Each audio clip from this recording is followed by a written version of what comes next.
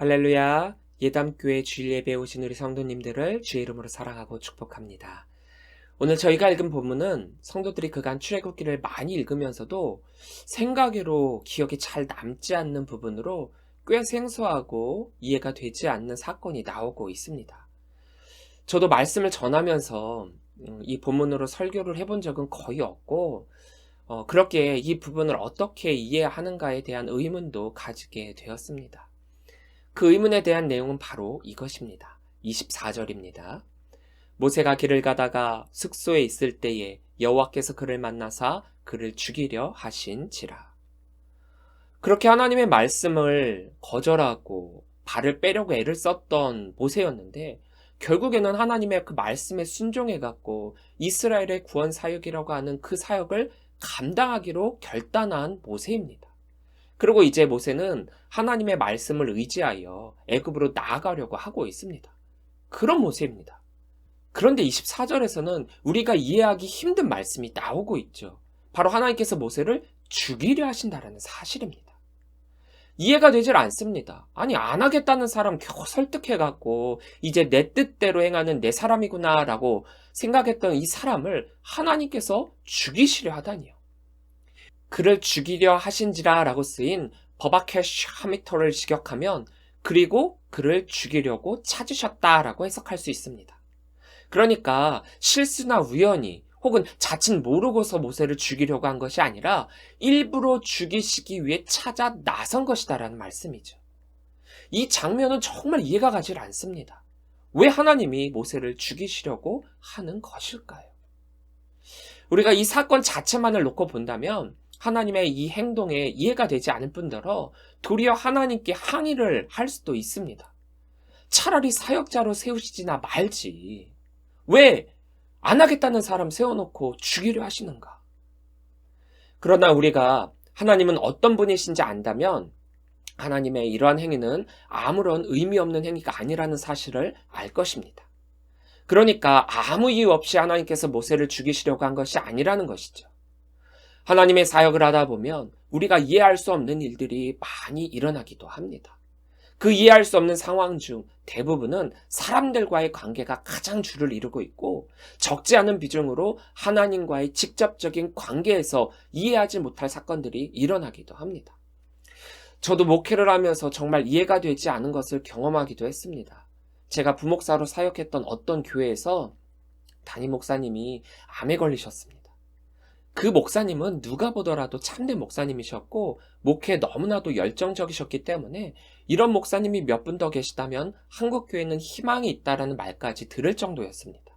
그런데 너무 열정적으로 목회를 하시다가 암이라는 병을 얻으셨고 교회에서 어느 정도 배려를 해주셔서 목사님이 목회를 좀 쉬시면서 주일에만 설교를 하시고 나머지는 병치료에 전념하기로 하면서 제가 부목사로 나머지 사역을 감당하기 위해 그 교회에 가게 되었습니다. 그래서 저도 목사님을 도와서 아침 일찍부터 저녁 늦게까지 신방을 다니면서 교인들의 사정과 함께 했고 새벽 예배 및 또 중간중간 해야 될 모든 예배의 설교를 다 감당하면서 목사님이 쾌차하시기만을 바라고 있었습니다. 그런데 제가 그 교회 간 지 한 3달째가 되었을 즈음 목사님의 항암 치료도 잘 되고 있었고 그럼에도 항암 치료라고 하는 것이 식욕을 억제를 시켜가지고 잘 드시지 못하시니까 이제 영양이 너무 부족하셨습니다. 그래서 영양분을 채우기 위해 병원에 입원을 하셨는데 입원하시고 보름도 채 되지 않아 돌아가시게 되었습니다. 갑작스러운 목사님의 소천으로 많은 성도들과 주변 목회자들이 안타까워하며 슬퍼했습니다.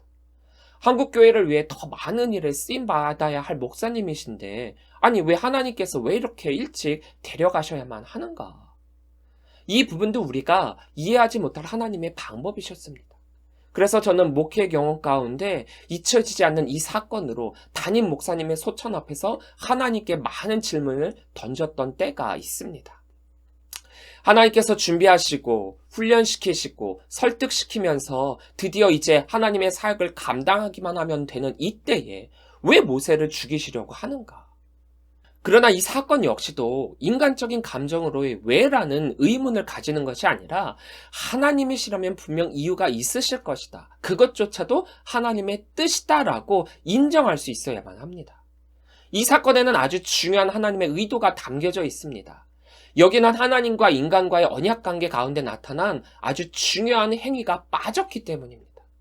모세가 하나님의 사역을 하기 앞서 선행되어야 할 행동이 있었는데 모세가 그것을 하지 않았다라는 거죠. 그것이 무엇일까요? 그것이 무엇이길래 모세가 죽어야만 하는 상황까지 놓이게 된 것일까요? 사람이 하나님과의 관계 가운데 죽을 만한 죄를 지었다면 그것은 하나님의 거룩성에 대한 부분일 가능성이 가장 큽니다. 하나님의 하나님됨, 하나님의 신성, 신으로서의 하나님의 언약, 즉 나는 너희의 하나님이 되고 너희는 나의 백성이 되리라 라고 하는 이 말씀에 근거하여 하나님께서 하나님의 사람들, 하나님의 백성들에게 요구하신 것이 있습니다. 창세기 17장 14절입니다. 할례를 받지 아니한 남자 곧 그 포피를 베지 아니한 자는 백성 중에서 끊어지리니 그가 내 언약을 배반하였음이니라. 하나님은 언약의 증표로 할례를 요구하셨습니다. 그런데 모세는 하나님의 사역을 하기에 앞서 이 할례에 대한 부분을 소홀히 하고 있었다라는 거죠. 미디안으로 도망쳐와서 이방 여인인 시보라와 결혼도 하고 자녀도 낳았습니다. 그리고 히브리인이라면 반드시 해야 할 태어난 지 8일 만에 할례를 행해야 하는 것. 모세가 그것을 해야 되는데 그것을 잊어버리고 자기 아들들에게 할례를 하지 않았습니다. 지금까지야 하나님의 사람이라는 것을 잊어버린 채 살아왔기 때문에 그렇다 할지라도 이제는 하나님의 사명을 받고 하나님의 언약을 수행하기 위해 나아가야 한다면 모세가 가장 먼저 해야 할 것이 바로 이 할례였던 것입니다. 그렇다면 이 할례를 하지 않음이 모세가 정말 죽을 만큼의 큰 잘못이었는가? 이 부분을 조금 더 자세하게 이해하기 위해서는 앞서 저희가 읽었었던 22절부터 23절에 나오는 장자에 대한 부분을 살펴볼 필요가 있습니다. 하나님은 이스라엘을 장자 삼으셨습니다. 장자는 아버지로부터 2배의 유산을 받았고 특별한 권한을 지니고 있었습니다. 아버지의 뒤를 이어 가족이나 가문의 인도자가 되었고 축복권도 가질 수 있었습니다. 이스라엘은 하나님께서 여러 나라 가운데서 선택한 하나님의 자녀로서의 나라, 즉 특별히 장자의 나라로 삼아주셨습니다. 그래서 이스라엘에게는 이제 특별한 장자의 권한과 복이 하나님으로부터 주어지게 될 것입니다. 그런데 이런 권한이 장자, 첫째에게 주어지기는 했지만 또 다른 부분으로 하나님은 첫 것에 대한 것을 굉장히 강조하셨습니다. 앞으로 유월절을 제정하시면서 그리고 여러 절기를 제정하시면서도 첫 것은 하나님의 것, 첫 열매는 하나님께 바치라는 명령을 하십니다. 이걸 지금 상황에 맞춰 이야기한다라고 한다면 이스라엘을 장자 삼아주셨다라는 말씀은 장자로서의 권한과 많은 복이 그들에게 있는 반면 장자이기 때문에 그들은 하나님의 것이다라는 말씀이기도 합니다. 이렇게 이스라엘을 장자 삼는 하나님의 사역을 감당하기 위해서는 거기에 걸맞는 거룩함이 이 모세에게 있어야만 하는데 이 시작을 알리는 모세의 가정조차도 아직 부정함이 남아있으니 하나님께서 용납하실 수 없으셨던 것입니다. 하나님의 것에는 흠이 있어서는 안 됩니다. 장자는 하나님의 것인데 모세는 그 장자를 부정하게 놔두고 있었습니다. 할례는 부정한 것을 정결케 하는 것인데 장자가 할례 받지 못함을 부정한 것으로 여기신 것입니다. 거룩을 강조하신 하나님의 입장에서 모세의 두 아들들이 아직 할례 받지 못한 상황에서, 즉 부정한 상황에서 하나님의 사역을 감당하는 것은 잘못된 것이었습니다. 이 부분을 하나님께서 모세에게 알려주시고자 하신 것이었습니다. 아니 그렇다면 이 부분을 그냥 말씀으로 하셨으면 되셨을 것을 왜 죽음이라고 하는 극단적인 것으로 말씀하시고 계시는가? 그것은 거룩함이 또 하나님의 언약의 증표인 할례가 그 사역 가운데 얼마나 중요한 것인가를 모세에게 깊이 가르쳐 주시기 위함이었습니다. 하나님의 아들로 성별되었다는 증표로서 할례가 주어진 것이었는데 모세는 이 부분을 심각하게 생각하지 않음으로써 엄청난 실수를 저지르게 된 것입니다. 원래 할례는 아버지가 직접 아들에게 해주어야 하는데 지금 모세는 하나님의 징계로 인해서 그럴 수 없는 상황에 놓였습니다. 그런 때에 기지를 발휘한 것이 바로 모세의 아내인 십보라였습니다. 25절부터 26절입니다. 십보라가 돌칼을 가져다가 그의 아들의 포피를 베어 그의 발에 갖다 대며 이르되 당신은 참으로 내게 피난편이로다 하니 여호와께서 그를 놓아주시니라. 그때 십보라가 피 남편이라 함은 할례 때문이었더라. 상황이 너무 급박하게 돌아가자 원래는 모세가 해야 할 장자의 할례, 즉 게르솜의 할례를 아버지 모세가 죽음의 상황에 놓임으로 어머니인 십보라가 대신에 행하게 됩니다. 그런데 십보라의 이 행위로 말미암아 하나님께서는 모세의 잘못에 대해 그 화를 누그러뜨리시게 됩니다. 그를 놓아주었다라고 쓰인 바이레프의 원형 라파는 가라앉다, 느슨해지다라는 뜻으로 마음의 상태를 표현하고 있습니다. 그러니까 그가 그에 대한 마음을 풀었다, 마음의 분노를 풀었다라고 해석할 수 있습니다. 즉 십보라가 게르솜에게 행한 이 할례의 행위가 정답이었던 것이죠. 위급한 상황을 맞이했지만 이 상황을 제대로 이해한 십보라의 행위로 인해서 모세는 죽음을 피할 수 있었던 것입니다. 게르솜의 피가 모세를 구원하게 된 것입니다. 사실 할례라는 것이 히브리인들만의 고유한 의식은 아니었습니다. 이 당시 바벨론과 아수르를 제외하고는 거의 모든 고대 셈족에서 행해진 일종의 성인 의식이었습니다. 그러니까 할례라고 하는 이 행위 자체는 이미 주변에서 많이 행해지고 있던 것이다라는 것이죠. 그런데 히브리인에게 있어서의 할례는 하나님과의 언약의 증표로서 태어난 지 8일 만에 행해야 하는 것이었습니다. 이 할례가 언약의 증표였던 것과 동시에 부정했던 것을 하나님의 것으로 성결하게 바꾸는, 즉 하나님만을 섬기겠다는 성결 의식이었기 때문에 히브리인이라면 반드시 행해야 하는 것이었습니다. 그 주변국들의 할례와는 그 의미 자체가 전혀 다르다는 것이죠. 그렇게 모세가 하나님의 언약의 증표로서 이제 이스라엘의 진짜 구원의 메신저가 되기 위해서는 먼저 그 가정부터 성결케 될 필요가 있었습니다. 그런데 모세는 그것을 너무 하찮게 여겼다라는 것이죠. 자칫 잘못하면 안타까운 일이 될 뻔했던 사건입니다. 하나님의 사역의 준비가 다 되었고 이제 시작만 하면 되는데 시작도 하기 전에 어그러질 뻔한 이 사건 말입니다. 우리가 사역을 할 때 사역의 방심이라고 해야 할까요? 다 준비되었다, 이제 하기만 하면 된다, 안심이다라고 할 그 즈음에 다시 한번 우리의 사역을 점검할 필요가 있습니다.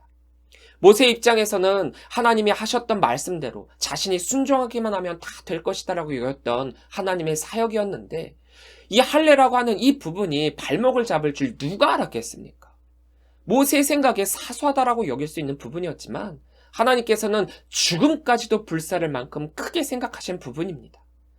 그렇게 우리는 하나님의 말씀 어느 것 하나라도 허투루 사소하게 여겨서는 안 됩니다.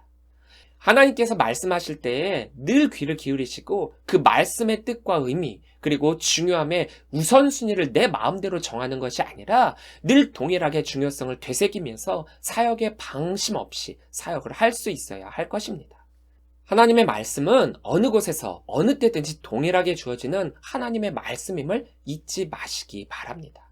이제 모세와 아론이 만나는 장면이 나옵니다. 27절, 28절입니다.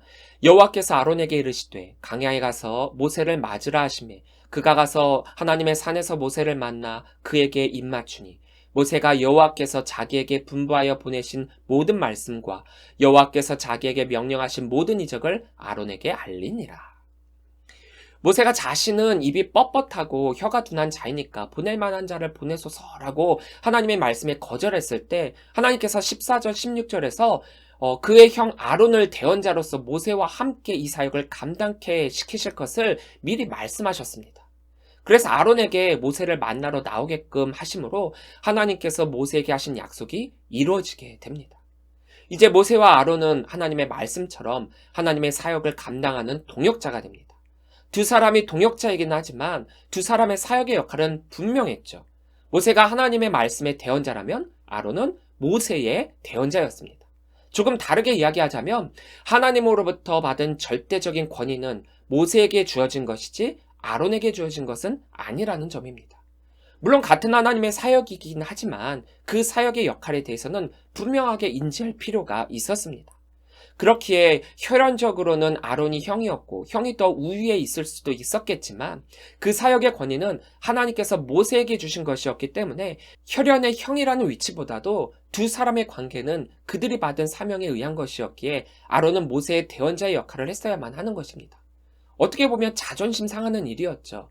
모세가 자기보다도 위로 어떻게 보면 아론 입장에서는 동생의 뒤치다꺼리를 해야 되고 보조의 역할을 해야 하는 것이니까 굉장히 자존심이 상했을지도 모릅니다. 그럼에도 불구하고 아론은 하나님께서 자신에게 맡겨주신 사역을 제대로 이해하고 그 사역을 감당하게 됩니다. 자신의 자존심보다도 하나님의 영적 권위에 순종하는 것입니다. 저도 사역을 하면서 이 부분을 많이 느꼈습니다. 목회에서는 나이가 크게 중요하지 않습니다. 제가 첫 담임 사역을 나갔을 때 나이가 28세였습니다. 꽤 어렸죠. 제가 담임으로 있던 교회에서 성도님들 중 가장 연세가 많으셨던 분이 94세셨고 대부분이 60대 이상이셨습니다. 그러니까 성도님들이 저를 보실 때 아들뻘도 아니고 손자뻘이니 얼마나 어려 보였겠습니까? 그럼에도 불구하고 제가 강단에서 말씀을 선포할 때 그 말씀을 어린 목회자의 말로 듣지 않으시고 하나님의 말씀으로 들으시며 그 영적 권위를 인정해 주시고 그 말씀에 따르는 성도들을 보면서 하나님의 영적 권위는 이런 것이구나 라는 생각을 하게 되었습니다. 만약 성도님들이 나이 어린 목회자의 말이라고 무시하고 업신여기고 따르지 않는다면 목회가, 교회가 제대로 설 수 있겠습니까? 모세와 아론의 경우도 그렇습니다. 하나님의 사역에 있어서 혈연의 우선순위가 아닌 하나님이 맡겨주신 사역을 이해했기에 엎드려질 수 있었던 것입니다. 우리 역시도 어느 자리에 있든지 나이에 상관없이 경험에 상관없이 또 신앙 연수에 상관없이 하나님께서 그 사람을 세워주셨다라고 한다면 하나님께서 맡겨주신 그 사역을 인정하며 그 사역을 함께 이루어가야 합니다. 그것이 하나님께서 사역자에게 맡겨주신 영적 권위에 순복하는 것이며 하나님의 기쁨이 되는 것입니다. 드디어 첫 번째 사역을 시작합니다. 그 사역의 시작은 바로 이스라엘 백성들에게 하나님의 뜻을 전하는 것이었습니다. 우리가 3, 4장에 걸쳐 나오는 모세 소명 장면을 볼 때 모세가 가장 두려워했던 것이 무엇입니까? 4장 1절부터 9절을 보면 하나님께서 자기를 이스라엘 백성들에게 보내실 때 그들이 자신들을 어떻게 생각할지 또 자신을 진짜 하나님의 메신저로 믿을지에 대한 두려움과 더불어 그들의 지도자가 될 수 있을까에 대한 의심이 있었습니다. 사실 이때만 해도 아직 일어나지 않은 일들에 대한 두려움과 염려가 가득했죠. 하나님이 아무리 아니라고 그들이 내가 누구인지 믿을 것이며 내 말을 믿고 너를 따를 것이다 라고 누누이 이야기를 했음에도 불구하고 그 하나님의 아니라는 말씀을 도리어 아니라고 했던 모세였습니다. 어떻게 보면 이 이스라엘 백성들 앞에 나서는 것이 그에게 있어서 가장 두근대는 상황이었을 것입니다. 자, 이제 하나님의 말씀대로 그들 앞에 섰는데 그들이 과연 내 말을 믿을 것인가? 결론부터 이야기하자면 모세의 염려와 두려움과는 달리 이스라엘 백성들이 하나님을 믿었고 하나님께서 보내신 모세를 믿었고 하나님 앞에 머리를 숙여 경배했다라는 것입니다.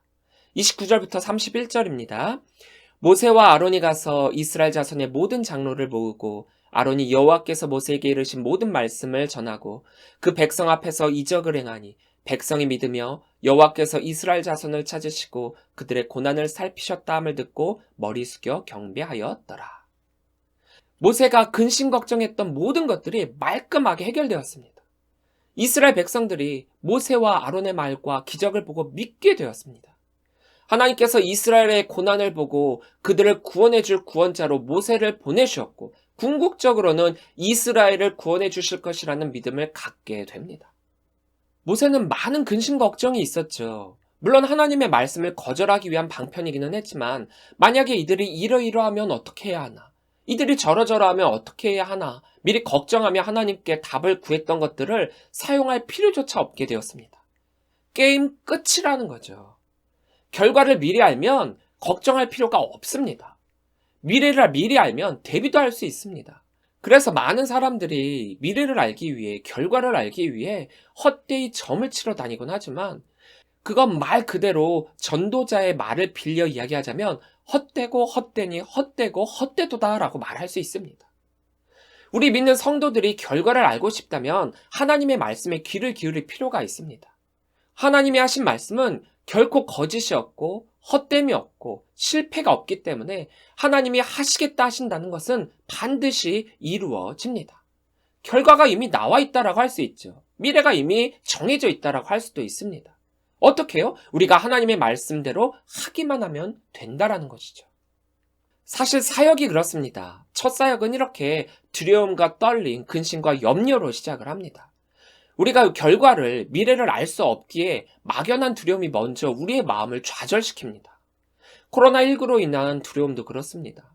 우리가 한 번도 경험해보지 못한 상황 가운데서 신앙생활을 하려다 보니까 두려울 뿐입니다. 얼마 전 목회를 30년 넘게 해오신 어떤 목사님께서 저에게 이렇게 말씀하셨습니다. 지금까지 목회는 앞선 선배 목사님들이 해왔던 것들이 있었기 때문에 이것이 목회다라고 하는 것을 기준 삼아 그것을 따라가기만 하면 할 수 있었지만, 이제는 코로나19라고 하는 전혀 경험해보지 못한 상황에 놓이게 되니까 지금까지 해왔던 모든 것들이 다 리셋이 되고 다시 처음부터 시작해야 되는 상황이 되어버렸다라고, 이제는 목회를 어떻게 해야 할지 모르겠다라고 그렇게 말씀하셨습니다. 30년을 목회해 오신 목사님이 말입니다. 무엇이든지 처음은 있습니다. 처음이 있기에 경험도 쌓이는 것입니다. 모세도 이런 첫 사역이 있었기에 이스라엘의 위대한 지도자가 될 수 있었습니다. 저도 풋내기 전도사 시절이 있었기에 16년 차 목회자가 될 수 있었습니다. 지금도 배워가고 새로운 것을 경험하는 목회를 하고 있습니다. 완성된 목회는 없습니다. 완성된 신앙도 없습니다. 완벽한 믿음도 없습니다. 우리는 늘 부족하기에 채워가야 합니다. 그런데 중요한 것은 하나님이 우리들에게 맡겨주신 사역과 그 사명에 결코 두려움을 가져서는 안 된다라는 사실입니다. 우리가 아무리 염려해봤자 우리 선에서 해결할 수 있는 것은 없습니다. 제가 지난번에도 말씀드렸다시피 사람이 계획하고 하는 것들은 실패할 수 있습니다. 아무리 많은 노력과 준비를 하더라도 거기에 허점이 있을 수도 있고, 그렇기 때문에 실패와 좌절을 맛볼 수도 있습니다. 그러나 하나님이 준비하시고 하나님이 계획하시고 하나님이 이끄시는 사역에는 결코 실패가 없습니다. 한 번도 경험해보지 못한 상황이라고 하더라도 그것은 우리가 경험해보지 못한 것일 뿐 하나님 앞에서는 아무것도 아니라는 거죠. 하나님은 이 세상이 창조되기도 전부터, 그리고 시간이 창조된 그 시간 이후로부터 지금까지의 경험치를 가지고 계십니다. 하나님은 그 경험치가 얼마나 크시겠습니까? 우리가 가늠할 수도 없고 그 어떤 것도 당할 만한 거리가 없으십니다. 하나님께서는 이 코로나19라고 하는 이 시대를 맞는 매뉴얼도 갖고 계시다라는 거예요. 그래서 우리 성도들이 어떻게 사역을 해야 하는지, 어떻게 신앙생활을 해야 하는지 우리들에게 말씀해 주시고 계십니다. 우리는 그 말씀에 집중하고 따르기만 한다면 전혀 걱정할 필요가 없습니다. 오늘 본문의 모세처럼 말입니다. 그동안 모세는 얼마나 걱정했습니까? 그런데 모세의 그 모든 걱정은 말 그대로 기우에 불과했습니다. 전혀 할 필요가 없는 것이었습니다. 오늘 본문의 모세처럼 말입니다. 그가 모세는 얼마나 걱정했습니까? 그런데 모세의 그 모든 걱정은 말 그대로 기우였습니다. 전혀 할 필요가 없는 것이었죠. 사랑하는 성도 여러분, 하나님은 이런 하나님이십니다. 지금이 너무나도 어렵고 힘든 시기임에는 분명합니다. 그러나 걱정하고 근심하는 것으로 시간을 낭비하시지 마시고 하나님께서 나에게 어떤 말씀을 하시는지, 어떤 말씀을 주시는지 집중하시어 이 어려움을 해결하시기를 바랍니다. 하나님께서는 하나님의 방법으로 여러분들에게 사명을 명하시고 하나님의 방법과 때에 그 모든 것들을 해결해 주십니다. 2020년의 마지막 주일 예배입니다. 하나님의 눈길이 우리를 향하실 때 우리에게 성령님을 보내주셨고 그 성령님의 도우심이 우리로 하여금 앞으로 나아갈 바를 알려주십니다. 나 혼자라면 할 수 없습니다. 그러나 성령님이 함께 하시기에 우리는 놓여진 2021년을 담대히 나아갈 수 있습니다. 하나님이 주신 사명을 담대함으로 맞이하여 2021년에는 새로운 마음과 모습으로 신앙생활을 하시는 우리 성도들이 되시기를 바랍니다. 하나님께서 주시는 영적 권위로 인하여서 우리는 그 사역을 완수할 수 있습니다. 기도하겠습니다.